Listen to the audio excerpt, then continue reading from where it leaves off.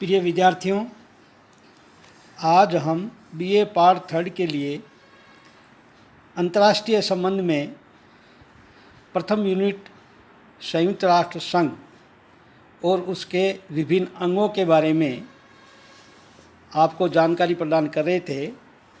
इसी क्रम में आज हम एक महत्वपूर्ण विषय के बारे में चिंतन मनन करेंगे और वो विषय है संयुक्त राष्ट्र संघ के चार्टर में संशोधन।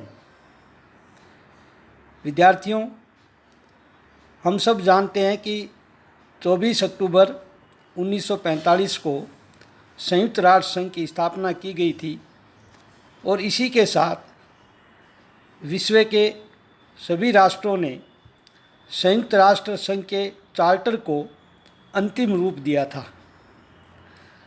संयुक्त राष्ट्र संघ के निर्माण में लगभग 70 वर्ष पूर्ण हो चुके हैं और स्थापना के समय की परिस्थितियाँ और आज के समय की परिस्थितियों में भिन्नता है।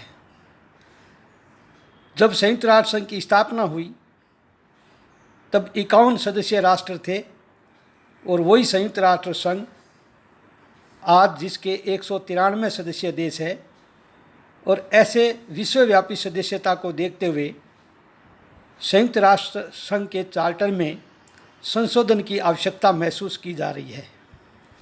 संयुक्त राष्ट्र संघ के चार्टर में कई दोष एवं त्रुटियां बताई जाती है, जैसे कि महाशक्तियों का वीटो का जो अधिकार है वह संयुक्त राष्ट्र संघ में बहुत बड़ी बाधा सिद्ध हुआ है।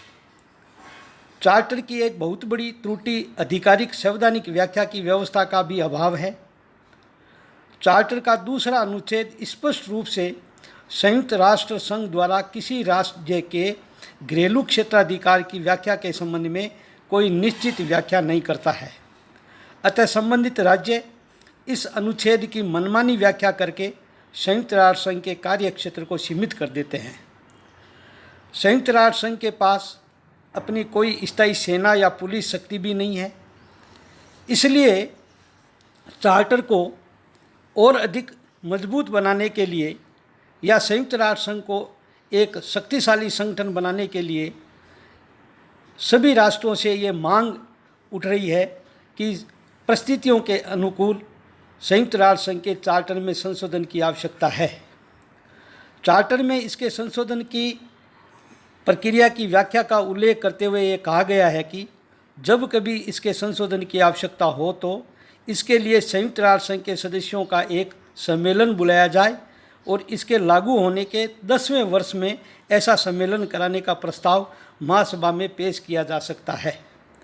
इस प्रकार के सभी संशोधनों के स्वीकृत होने के लिए महासभा का 2/3 बहुमत होना आवश्यक है तथा सुरक्षा परिषद के 15 में से 9 सदस्यों का बहुमत होना चाहिए। 17 दिसंबर 1963 को महासभा ने सुरक्षा परिषद के तथा आर्थिक एवं सामाजिक परिषद के सदस्यों की संख्या बढ़ाने के तथा इस प्रकार के चार्टर का संशोधन करने के लिए महत्वपूर्ण प्रस्ताव पारित किए थे। एक प्रस्ताव में यह व्यवस्था की गई थी कि सुरक्षा परिषद के सदस्यों की संख्या 11 से बढ़ाकर 15 कर दी जाए और इस प्रस्ताव के समर्थक यह चाहते थे कि 5 स्थायी सदस्यों के अतिरिक्त शेष 10 सदस्यों का निर्वाचन इस प्रकार हो कि उनमें 5 अफ्रीका तथा एशिया के देशों का एवं पूर्वी यूरोप के राज्यों का तथा 2 दक्षिणी अमेरिका के देशों का प्रतिनिधित्व हो तथा 2 पश्चिमी यूरोप के देशों का भी प्रतिनिधित्व हो। दूसरे प्रस्ताव में यह व्यवस्था की गई थी कि आर्थिक और सामाजिक परिषद के सदस्यों की संख्या 18 से बढ़ाकर 27 बाद में 54 कर दी जाए। 31 अगस्त 1965 को महासचिव ने यह घोषणा कर दी कि इन संशोधनों पर परिषद के स्थायी सदस्यों सहित महासभा के 2/3 सदस्यों द्वारा पुष्टि कर दी गई है। 1 जनवरी 1966 से ये संशोधन क्रियान्वित कर दिए गए थे। संयुक्त राष्ट्र संघ के चार्टर को एक परिवर्तनशील दस्तावेज कहा जाता है, जिसमें बदलती हुई अंतर्राष्ट्रीय परिस्थितियों के अनुसार परिवर्तन स्वाभाविक है। समय की गति के साथ चार्टर में संशोधित किया जाना आवश्यक है। संयुक्त राष्ट्र चार्टर के निर्माण के समय बड़े राष्ट्रों के मध्य विचारों में कुछ अंशों में समानता थी, परंतु अब राजनीतिक, आर्थिक एवं सैद्धांतिक मतभेद बहुत अधिक बढ़ गए हैं। ऐसी स्थिति में संयुक्त राष्ट्र संघ को उदार एवं व्यापक बनाने के लिए चार्टर का पुनर्निरीक्षण रिव्यू करना आवश्यक प्रतीत होता है, जिससे उसमें हर तरह की विभिन्नताओं का समावेश हो सके। इसके साथ ही एशिया, अफ्रीका और लैटिन अमेरिकी नव स्वतंत्र राष्ट्रों का भी उचित प्रतिनिधित्व संयुक्त राष्ट्र संघ में हो सके, इसलिए चार्टर का पुनर्निरीक्षण आवश्यक है। पिछले 70 वर्षों के अनुभव से चार्टर की निम्न व्यवस्थाओं में संशोधन उचित प्रतीत होता है। यहाँ हम संयुक्त राष्ट्र संघ में चार्टर के संशोधन के लिए क्या क्या सुझाव हो सकते हैं, उनका हम आपको जानकारी प्रदान करेंगे। सर्वप्रथम, विश्वव्यापी सदस्यता। विश्व के सभी प्रमुख वर्गों का सुझाव है कि नए राष्ट्रों को संयुक्त राष्ट्र संघ की सदस्यता प्रदान करने के संदर्भ में निषेधाधिकार के प्रयोग को समाप्त कर दिया जाना चाहिए। सन 1971 तक विश्व के अनेक राष्ट्रों को अमेरिकी तथा सोवियत वीटो के प्रयोग के कारण सदस्यता प्राप्त नहीं हो सकी थी। सन 1971 तक अमेरिका वीटो के कारण साम्यवादी चीन संयुक्त राष्ट्र संघ का सदस्य नहीं बन सका। चार्टर में कुछ ऐसा परिवर्तन किया जाए कि विश्व का कोई भी राष्ट्र चार्टर की शर्तों को यदि पूरा करने में सक्षम है तो सदस्यता प्राप्त करने में किसी तरह की कठिनाई का अनुभव नहीं करे। दूसरी सबसे बड़ी चार्टर में कमी है, वो है वीटो व्यवस्था में समुचित संशोधन। ऐसा कहा जाता है कि वीटो की व्यवस्था जो संयुक्त राष्ट्र संघ को सफल बनाने के लिए रखी गई थी, संयुक्त राष्ट्र संघ के लिए बाधक सिद्ध हुई। इसके कारण संयुक्त राष्ट्र में वास्तविक निर्णय नहीं हो पाते और कभी कभी मानव जाति के लिए संकट उत्पन्न हो जाता है। पामर व परकिंस ने लिखा है कि सुरक्षा परिषद में वीटो के बार बार प्रयोग या दुरुपयोग ने जितना अधिक संयुक्त राष्ट्र संघ में जनता के विश्वास को डिगमगाया है, उतना अन्य किसी वस्तु ने नहीं। आलोचकों का कहना है कि वीटो के कारण ही सुरक्षा परिषद शांति और सुरक्षा स्थापित करने के उत्तरदायित्व को पूरा करने में असमर्थ रही है। संघ में इस अधिकार के कारण ही राष्ट्रों के स्तर की असमानता है। अतः यह सुझाव दिया जाता है कि स्थायी सदस्यों की संख्या में वृद्धि की जाए और निर्णय बहुमत के आधार पर लिए जाएं। कतिपय विद्वानों का मत है कि शांति भंग, आक्रमण की स्थिति एवं सैनिक कार्रवाई के प्रश्न ऐसे प्रश्न हैं जहां निषेधाधिकार की व्यवस्था को बनाए रखना हितकर होगा। निषेधाधिकार के प्रयोग पर कुछ नियंत्रण अवश्य लगाए जाने चाहिए। जब कोई स्थायी सदस्य निषेधाधिकार का प्रयोग करे तो उसे उसका लिखित कारण प्रस्तुत करना चाहिए। मतदान में भाग न लेने एवं बैठक में अनुपस्थित रहने को निषेधाधिकार नहीं मानना चाहिए। यदि सुरक्षा परिषद वीटो के कारण अपना कार्य नहीं कर सके तो चार्टर के अनुच्छेद 12(1) में परिवर्तन करके महासभा को और अधिक अधिकार सौंपे जाने चाहिए। तीसरी कमी है आर्थिक और सामाजिक परिषद संबंधी सुधार। यह परिषद महासभा के निर्देशन में काम करती है। महासभा और इस परिषद के संबंध को यद्यपि विस्तृत रूप से स्पष्ट करने की कोई बहुत आवश्यकता नहीं दिखाई देती, परंतु आज जो कार्यक्रम चल रहे हैं उन्हें देखते हुए आर्थिक और सामाजिक परिषद की महासभा के नियंत्रण में जो कार्य करने का विकल्प है, उसे यदि केवल परिभाषित कर दिया जाए तो प्रक्रिया संबंधी अनेक अड़चनें समाप्त की जा सकती है। इस दिशा में महासभा के नियंत्रण के अधिकार को परिभाषित करना कार्य क्षमता बढ़ाने में सहायक सिद्ध हो सकता है। महासभा की स्थिति में सुधार।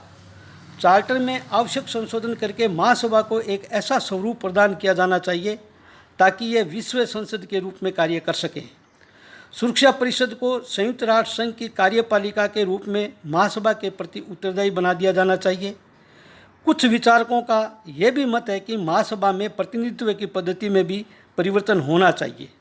सदस्य राष्ट्रों को जनसंख्या के अनुपात के आधार पर मतदान का अधिकार मिलना चाहिए, जबकि वर्तमान में चार्टर में यह व्यवस्था है कि महासभा में प्रत्येक राष्ट्र 5 प्रतिनिधि भेज सकता है, लेकिन मत का मूल्य 1 ही माना जाता है। जबकि जनसंख्या की दृष्टि से कुछ राष्ट्रों का महत्व ज़्यादा है और ऐसी स्थिति में छोटे राष्ट्रों का बहुमत ज़्यादा हो जाने के कारण महासभा में निर्णय सही नहीं लिए जा सकते। अभी महासभा के प्रत्येक सदस्य राज्य को केवल एक ही मत देने का अधिकार है, चाहे वह राष्ट्र चीन हो या भूटान। अतः इसमें आनुपातिक प्रतिनिधित्व या मत देने की व्यवस्था होनी चाहिए। घरेलू क्षेत्राधिकार का उचित निर्धारण किया जाए।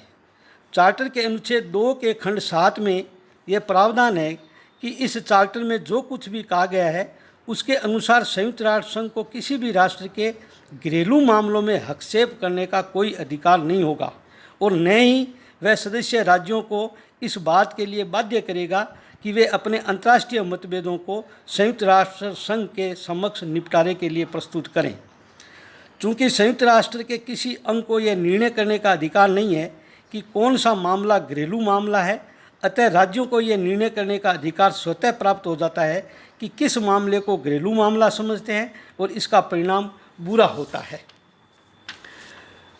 अंतिम जो विशेषता है वो ये मानी जाती है कि उदाहरण के लिए दक्षिणी अफ्रीका की रंगभेद नीति को ही घरेलू मामला बताकर संयुक्त राष्ट्र संघ के प्रस्तावों का दक्षिणी अफ्रीका ने विरोध किया था। इसी तरह एंग्लो ईरानी तेल विवाद में भी घरेलू मामले के प्रश्न ने संघ के निर्णय को अमान्य घोषित कर दिया था। इस आधार पर राज्य संघ की कार्रवाई में अड़ंगा डालते रहे हैं। अतः संघ को शक्तिशाली बनाने के लिए इसका समुचित संशोधन होना चाहिए। अनुच्छेद 2.7 का इस प्रकार संशोधन करना चाहिए कि जिसमें संयुक्त राष्ट्र मानव अधिकारों के विषय में हस्तक्षेप कर सके और घरेलू क्षेत्राधिकार के मामले को परिभाषित करने की आवश्यकता है। अंतर्राष्ट्रीय न्यायालय का क्षेत्राधिकार।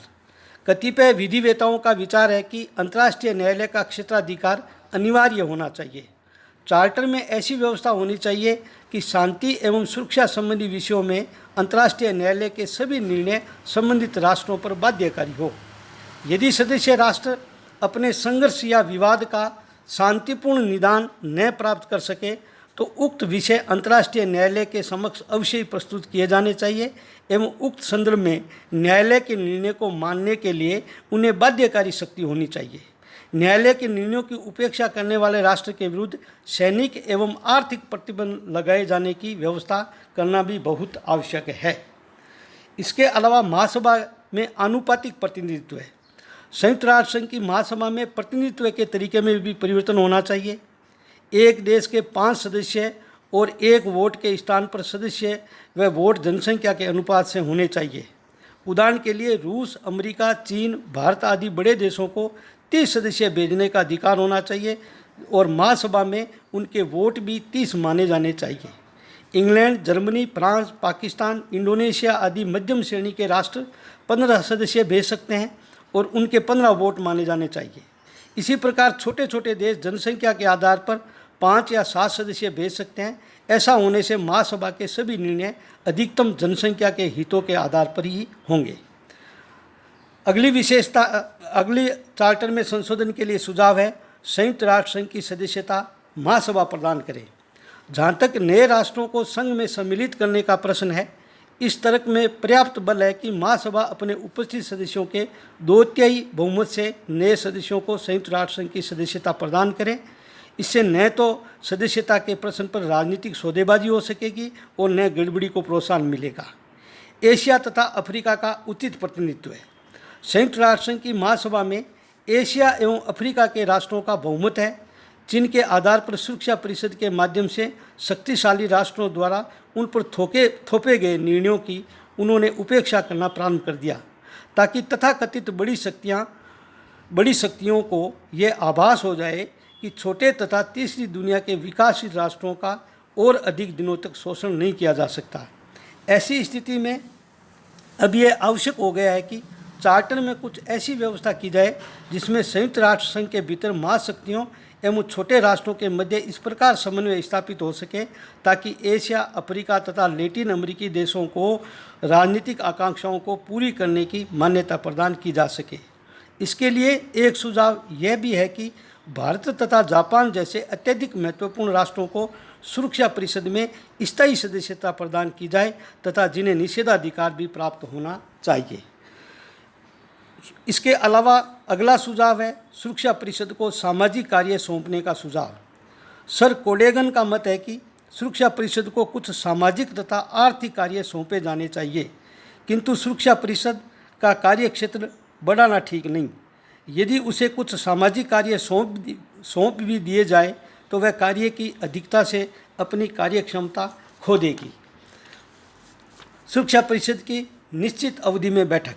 कुछ विचारकों का यह भी सुझाव है कि सुरक्षा परिषद की बैठक में भी कुछ निश्चित अवधि में ही आमंत्रित की जाए ताकि संबंधित सदस्य राष्ट्रों के प्रमुख राजनीतिज्ञ तथा प्रधानमंत्री, राष्ट्रपति, विदेश मंत्री आदि उसमें भाग ले सकें, जिससे कि उनके द्वारा किए गए निर्णयों का व्यापक प्रभाव होगा। शक्तिशाली अंतर्राष्ट्रीय सैन्य बल। संयुक्त राष्ट्र संघ को प्रभावशाली कार्रवाई के योग्य बनाने के लिए एक शक्तिशाली अंतर्राष्ट्रीय सैन्य बल की भी आवश्यकता है। इसके लिए ये सुझाव दिया जाता है कि संयुक्त राष्ट्र संघ में सभी सदस्य राष्ट्रों की एक रिजर्व सेना हो, जिसमें प्रत्येक राष्ट्र अपना अंतर्राष्ट्रीय सेना के लिए चयन करके वहाँ सैनिक भेज सकता है। अंतिम विशेष सुझाव दिया जाता है वो है आय के स्वतंत्र एवं विश्वसनीय स्रोत। चार्टर में संघ की आय के स्वतंत्र एवं विश्वसनीय स्रोत की कमी है। ऐसी व्यवस्था कर दी जाए कि प्रत्येक सदस्य को कम से कम 0.01% का न्यूनतम अंशदान करना अनिवार्य कर दिया जाए। संयुक्त राज्य अमेरिका, रूस, जापान, संघीय जर्मन गणराज्य, फ्रांस, जनवादी चीन, ब्रिटेन, इटली तथा कनाडा का योगदान 75.2% होता है, जबकि 96 देश जो कि कुल सदस्य संख्या का 2/3 भाग है तथा जो कि बहुमत का प्रतिनिधित्व होने के कारण कुल बजट का भी संचालन करता है, का अंशदान कुल मिलाकर 2.89% ही बैठता है। ये सभी 96 देश लघुतम तथा अणु राज्यों की श्रेणी में ही रखे जा सकते हैं। इस प्रकार आय के विश्वसनीय स्रोत में एक सुझाव ये भी दिया जाता है कि संबंधित राष्ट्र अपने बजट में एक संयुक्त राष्ट्र संघ कोष के आधार पर प्रत्येक जनता पर प्रति व्यक्ति कर लगाकर उससे प्राप्त बजट में जो आय है वो संयुक्त राष्ट्र संघ में जमा करवा दे। इससे संयुक्त राष्ट्र संघ की वित्तीय स्थिति भी मजबूत होगी और इससे बड़े महाशक्तियों पर भी अतिरिक्त वित्तीय भार नहीं पड़ेगा। ये निम्नलिखित सुझाव आपको दिए गए हैं। विश्वविद्यालय की परीक्षा में भी बार बार ये प्रश्न विद्यार्थियों से पूछा जाता है कि संयुक्त राष्ट्र संघ के चार्टर में क्या संशोधन करना चाहेंगे ताकि ये एक अंतर्राष्ट्रीय शक्तिशाली संगठन बनाया जा सके। धन्यवाद। जय हिंद।